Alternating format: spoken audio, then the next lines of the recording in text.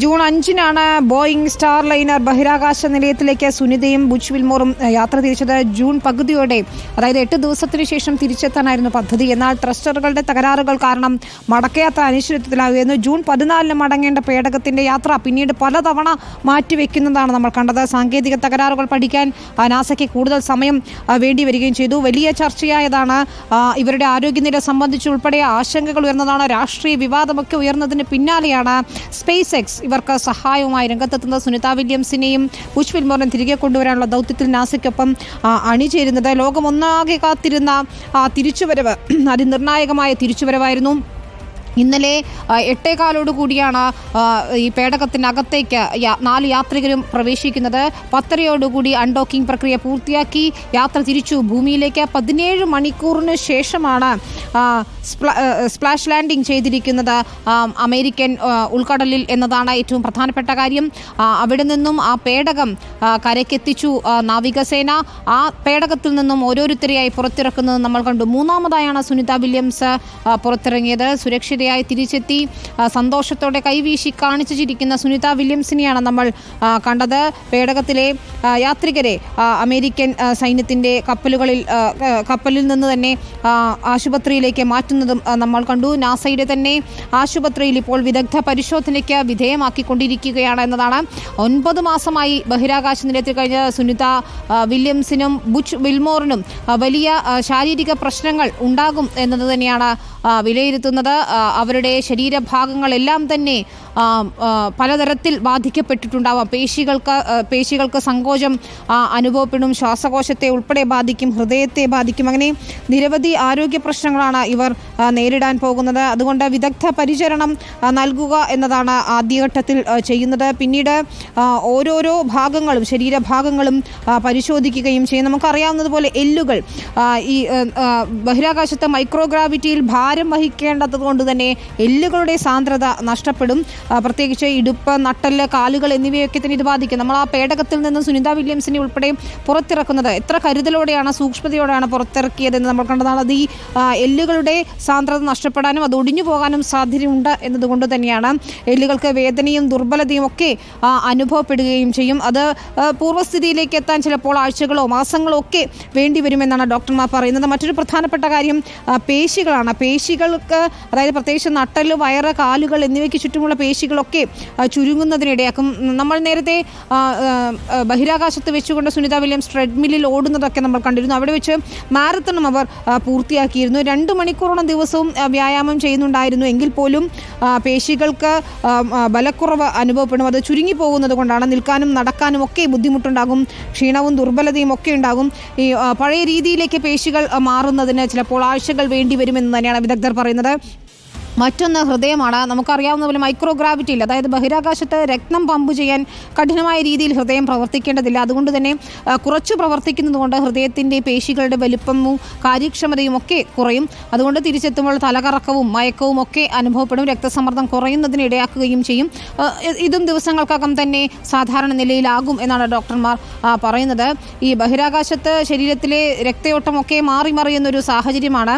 ഭൂമിയിലെത്തുമ്പോൾ അത് മാറുകയും ചെയ്യും. അപ്പോൾ മുഖം വീർക്കുകയും കാലുകളൊക്കെ ചുരുങ്ങുകയും ചെയ്യുന്നത് നമ്മൾ കണ്ടിട്ടുണ്ട്. സുനിത വില്യംസ് അനുഭവമൊക്കെ പങ്കുവയ്ക്കുകയും ചെയ്യുന്നുണ്ട്. ഈ ഹൃദയത്തിൻ്റെ പ്രവർത്തനം സാധാരണ നിലയിലാകുമ്പോൾ ഇതും ശരീരത്തിൻ്റെ ഈ ഭാഗങ്ങളിലെ പ്രവർത്തനവും സാധാരണ നിലയിലാകും. മറ്റൊന്ന് തലച്ചോറിനെയാണ്.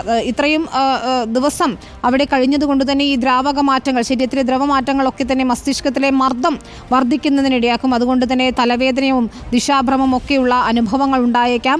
അത് ഇപ്പോൾ ഭൂമിയിൽ എത്തിച്ചേർന്നിരിക്കുന്നു. ഇനി കുറച്ച് ദിവസങ്ങൾക്കുള്ളിൽ അത് ശരിയാവുകയും ചെയ്യും. മറ്റൊരു പ്രധാനപ്പെട്ട അവയവം കണ്ണാണ്. സുനിത വില്യംസിൻ്റെ കാഴ്ച നഷ്ടപ്പെടുമെന്നതുൾപ്പെടെയുള്ള വാർത്തകളുണ്ടായിരുന്നു. പക്ഷേ സാധാരണമാണ്. ബഹിരാകാശ യാത്രികരിൽ ഇത്തരത്തിൽ കണ്ണിന് കാഴ്ചക്കുറവ് അനുഭവപ്പെടുന്നത് സാധാരണമാണ്. അതായത് കണ്ണിൻ്റെ ആകൃതിയിൽ ചെറിയ മാറ്റമുണ്ടാകും. അതുകൊണ്ടാണ് ആ കാഴ്ച മങ്ങലിന് കാരണമാകുന്നത്. കാഴ്ച പ്രശ്നങ്ങൾ ഉണ്ടാകും. ചിലർക്ക് ഇത് സ്ഥിരമായി നിൽക്കാറുണ്ട്. പക്ഷേ നിലവിൽ വൈദ്യ പരിശോധനയ്ക്ക് ഇവരെ വിധേയമാക്കുകയാണ്. അത്തരത്തിലുള്ള പ്രശ്നങ്ങളുണ്ടോ എന്ന് നമുക്ക് അറിയണം. മറ്റൊന്ന് ചെവിയുടെ സന്തുലിതാവസ്ഥ ഗുരുതരാവസ്ഥയാണ്. ഈ ഭൂമിയിലെത്തുമ്പോൾ തലകറക്കവും ഓക്കാനവും ഒക്കെ അനുഭവപ്പെടും.